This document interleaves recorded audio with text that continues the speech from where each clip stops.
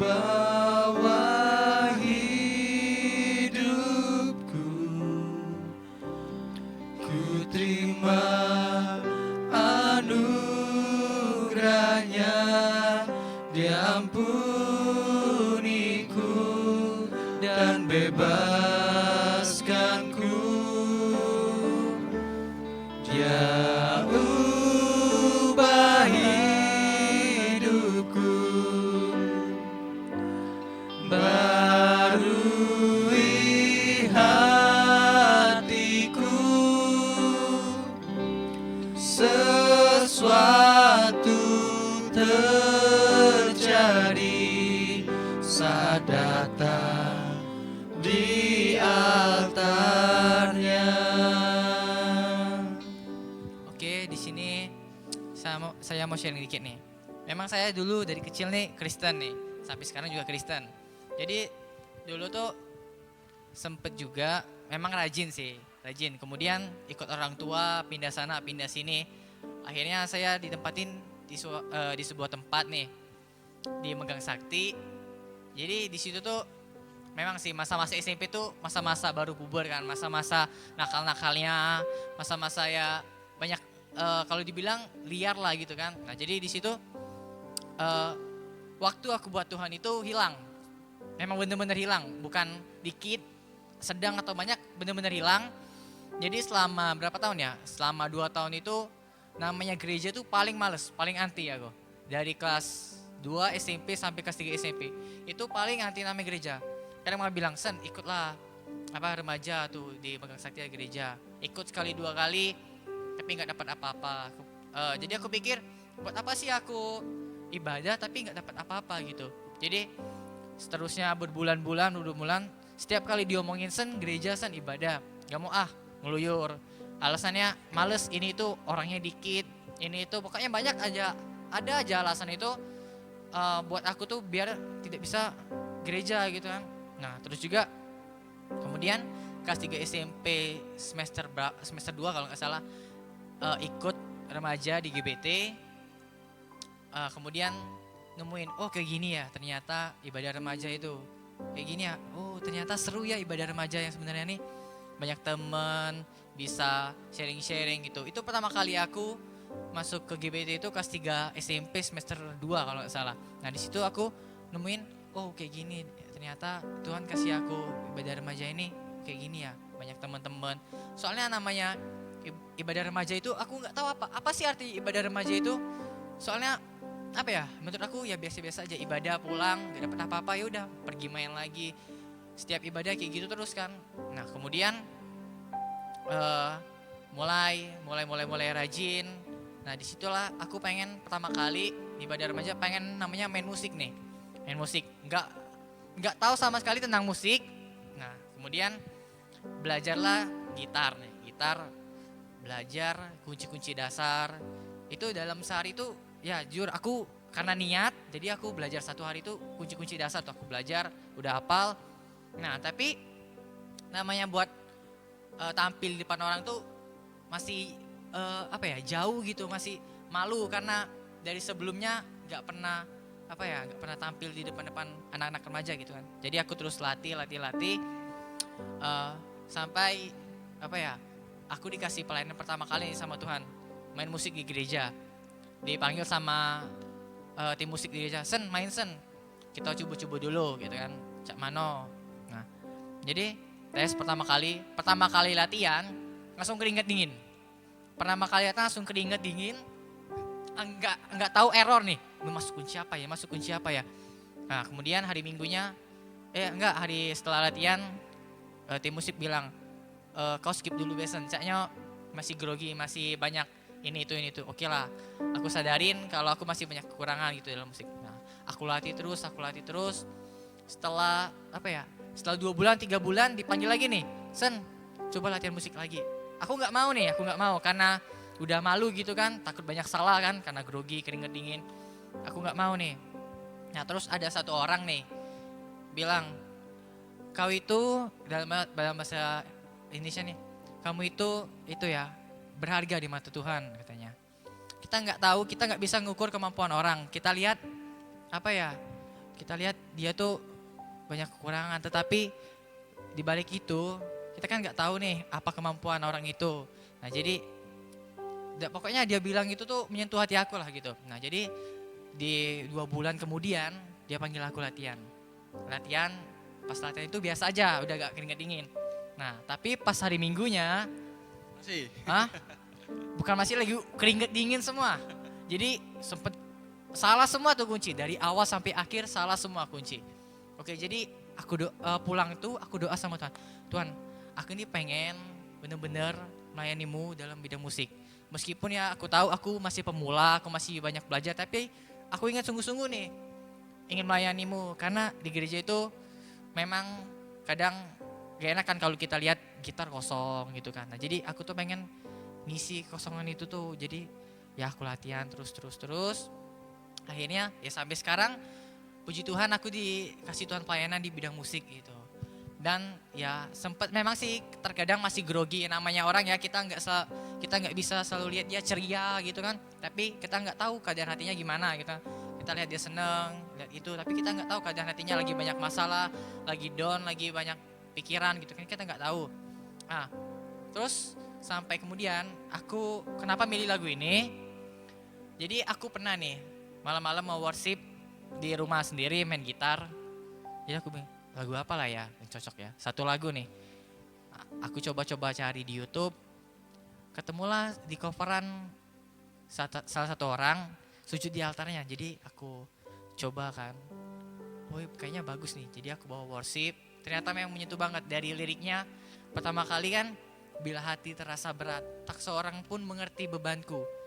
Berarti kita tuh disuruh cuma tanya ke Yesus gitu. Apa ya, menurut aku sampai sekarang sahabat terbaik aku sih, aku gak ada sahabat sampai sekarang, aku gak menganggap, misalnya aku dekat sama Satria, tapi aku gak menganggap dia sahabat nih. Iya benar, jujur, ini jujur ya. Karena setiap aku ada masalah, setiap aku lagi down, setiap aku jatuh dalam dosa, aku balik ke Tuhan gitu. Karena apa ya, Tuhan tuh menurut aku the best lah, teman terbaik aku di hidup aku. Kadang mau ya sama kayak Satria, kita jatuh dalam dosa di lubang yang sama. Pernah juga sama Tuhan kan doa, aku janji Tuhan gak mau ngulangi dosa ini lagi, gak mau lagi Tuhan. Tapi besoknya udah ngulang lagi gitu kan. Sama kayak Mas Esa juga bilang, kayaknya malu gitu kan. Sampai sempat aku pernah bilang di diri aku nih gak layak di hadapan-Mu Tuhan. Aku nih rasanya malu ketika ingin berdoa, ketika ingin menyembah-Mu gitu. Karena apa ya, jauh dari kata layak gitu. Nah tapi sempat aku cerita ke salah satu orang, aku nih lagi ini. Sen, jadi dia bilang gini, Sen, yang bisa nilai diri kamu layak atau tidak itu cuma Tuhan katanya. Yang bisa nilai diri kamu itu layak atau enggaknya itu Tuhan. Nah, tinggal sekarang dia bilang, kamu mau berubah atau enggak gitu. Kamu mau maju atau tetap di tempat gitu dia bilang. Nah situ kata-kata yang singkat itu merubah diri aku gitu. Meskipun sampai sekarang terkadang masih jatuh dalam lubang yang sama gitu. Tapi ya tau lah, kita anak-anak muda ini kita selalu berusaha lah untuk menjadi pribadi makin hari makin baik gitu kan. Terkadang juga bingung juga sih sama kadang Tuhan aku pengen tobat. Tapi 2 hari 3 hari ngulang lagi. Kadang bingung, apa sih yang salah dari diri aku gitu kan. Bingung kadang, apa sih yang salah. Nah, jadi di lagu ini pokoknya setiap aku worship rata-rata lagu ini terus. Setiap malam rata-rata lagu ini. Gak tahu sih kenapa lagu ini benar-benar menyentuh hati aku sih. Gak tahu kenapa, mungkin memang Tuhan kasih aku lagu ini nih memang buat dipahami gitu, dimengerti benar-benar apa sih arti lagu ini. Itu aja sih, terima kasih. Mau nyanyi lagu sekali lagi? Boleh, kita nyanyi dari awal.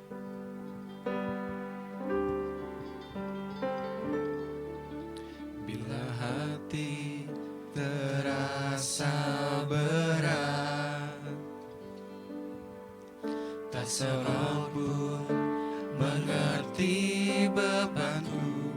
Ku tanya Yesus, apa yang harus ku buat. Dia berfirman, mari datanglah. Dia selalu pedulikan aku. Ku datang Yesus, Dia pikul segala bebanku. Sujud di altarnya, ku bawa hidupku,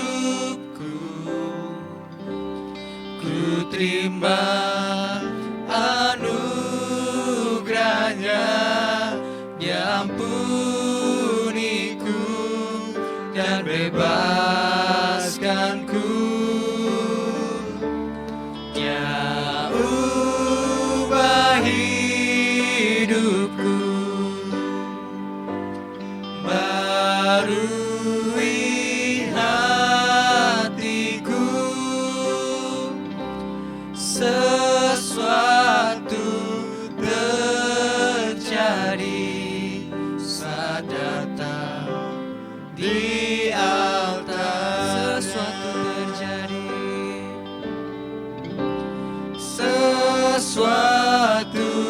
terjadi saat datang di altarnya. Sebenarnya kalau dari lirik lagunya aja sebenarnya ini sudah sangat sudah sangat menyentuh, sudah sangat memberkati sekali ya. Sebenarnya kalau dibilang lagu ini sebenarnya ada pengalaman pribadi juga sih sebenarnya. Karena pertama kali saya dengar lagu ini itu dulu saya belum bergereja di GSJA sebenarnya. Saya masih di gereja yang lama.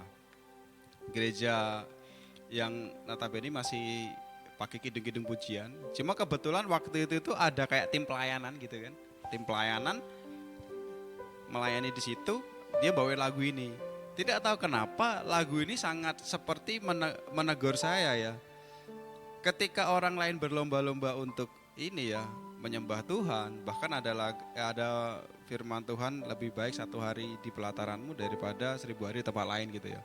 Tapi waktu itu tuh saya tuh sama sih, ke gereja juga masih cuma rutinitas, tidak tahu tujuannya tuh apa, kayak cuman sekedar pokoknya sebagai orang Kristen ya kalau minggu kewajibannya ke gereja. Jadi sudah ke gereja. Akhirnya ketika dengar lagu ini saya juga ngerasa terberkati. Akhirnya seperti saya diingatkan bahwa lagu ini tuh padahal tidak ada yang benar-benar seperti kayak memperingatkan kita kesalahan tuh enggak. Tapi tidak tahu kenapa pas ketika dengar lagu ini tuh saya diingatkan. Dari situ saya mulai belajar untuk setia ke gereja. Dulu awalnya ke gereja tuh kalau saya boleh jujur mau nyari teman. Karena saya sama sih kayak Vincent, kalau dibilang tidak punya sahabat, saya tuh juga hampir sama parahnya, saya tuh sulit untuk nyari teman. Jadi ketika saya dengar lagu ini, saya tuh ngerasa diubahkan dari yang tadinya awalnya saya tuh kalau mau bergaul tuh nunggu orang nyapa kita duluan. Akhirnya saya mau belajar nih, kayaknya enggak bisa kita harus seperti itu terus. Jadi saya mulai mau membaur. Akhirnya saya mulai belajar, walaupun waktu itu saya ngobrol-ngobrolnya malah dengan bapak-bapak. Karena enggak tahu kenapa waktu itu bapak-bapak tuh kayaknya welcome banget ketika saya ngobrol tuh. Mungkin karena saya juga agak sungkan pas mau ngobrol sama anak-anak mudanya gitu ya. Tapi sejujurnya lagu ini sangat memberkati.